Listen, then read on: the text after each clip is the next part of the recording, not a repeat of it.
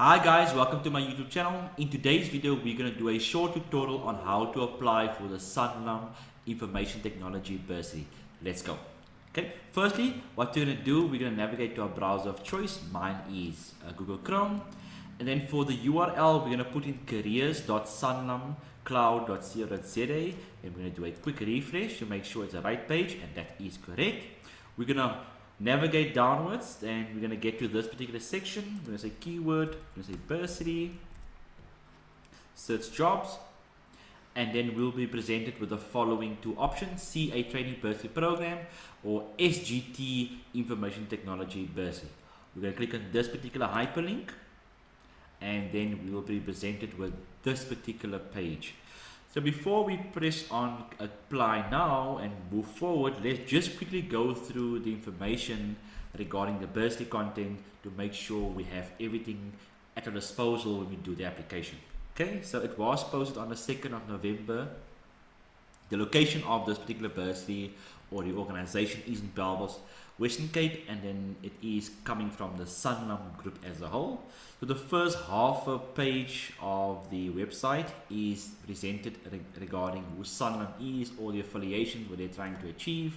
So you can kind of go through this and read and see exactly what Sanlam is trying to achieve as a company and what are their future visions and so forth. Okay. Then they are looking for grade 12 students, as you can see, with a passion for technology, data and innovation. These particular fields of study is what they would like to fund, and there are technology degrees such as BCom, BSc or BTech in the domains of information technology, information systems and computer science. Secondly, degrees such as BCom, BSc and Bachelor of Engineering in the domains of data science, data analytics, business intelligence, statistics or mathematics. So what the bursary tends to offer would be then tuition and accommodation fees, allowances for books, travel and pocket money, mentoring and academic support, vacation work and networking opportunities, guaranteed employment after completion of studies, which is always good to have, and gain access to opportunities across the Sanlam Group. Okay, then in terms of what Sanlam requires, they want 70% and above score in mathematics and overall A aggregate symbol or supported by the submission of final grade 12 and 11 results, and as well as your grade 12 mid-year results. Okay, in this particular section. Lastly, they need a comprehensive CV focusing on academics, extramural activities and leadership skills, and a short motivation to support your application that answers the following questions.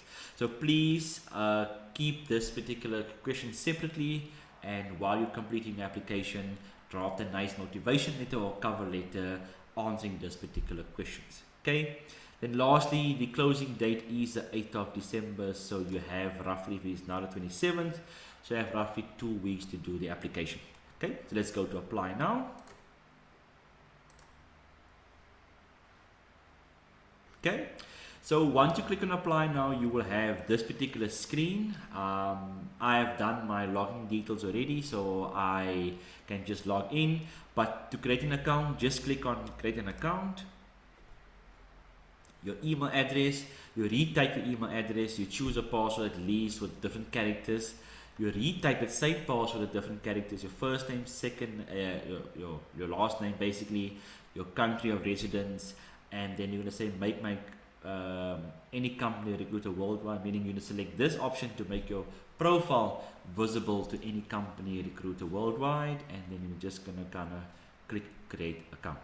Okay, so I've done mine already, so let's just sign in. I'm going to sign in with my university credentials.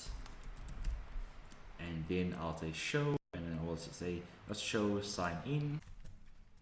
Once you sign up and log in, you will have this particular page you'll be presented with, and then you can complete your application. Okay, you will have 5 sections you must complete. It will be my documents, my profile information, previous work experience, formal education, and job specific information. So for my document, it will be the CV, cover letter, and additional information or document. So for the CV, you click on the plus icon on the page icon here, and then you can upload anything there.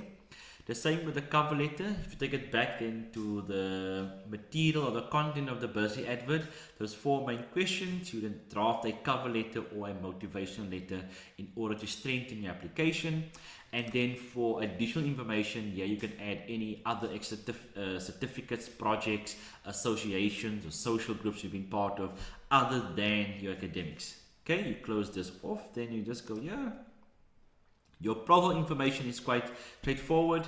Your name, middle name, last name, my email address, cell phone number, ID. I'll just put more numbers there. My date of birth will match my ID. My gender will be male. Gender for reporting will also be male. Ethnicity, I'm a colored. Do you have a disability? No, I don't have a disability. Home number is the same as my cell phone number. But as you can see, the ones that have an asterisk is important, you must complete it. The ones that don't have an asterisk is not compulsory, but I always say completed. Then country of residence, South Africa, region is Western Cape. Cape Town is the city I'm living in, because these are all drop downs. These are all drop downs, as you can see. All drop downs. Then if you were naturalized, you'll put your naturalization date in here.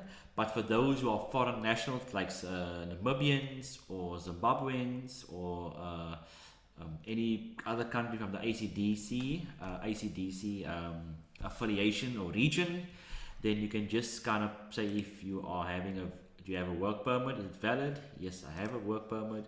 You put in your issue date and your expiry date. If you are not a foreign national, you would then obviously say no, or say no selection. Okay, you close this off, and then it says previous work experience. So if you are in matric, then you don't have any work experience, you can just leave this empty. Your formal education, now very carefully, if you to read in this particular section, select all completed qualifications obtained. So if you are in matric, you have not completed any particular qualification as yet, so you don't need to complete this section, because they're going to ask you about which institution you have went to. If I can just make an example, let's say University of South Africa. Yeah, they need to obviously stipulate exactly which other certificate you have completed, or degree, or honors, or masters. They don't give any schooling here, so you don't need to complete this section if you're on matric, so leave that.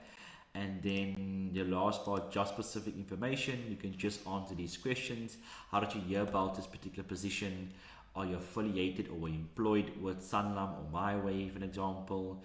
To give the company background or permission to do background checks on you. Are you older than 19? Would be yes. That you obtain a minimum of 70% of maths during your grade 12 year. Yes. That you obtain an overall A aggregate. Yes. Do you have any existing bursaries for 2024? You say no, and then you can save your profile, or you can apply once you feel like you are done.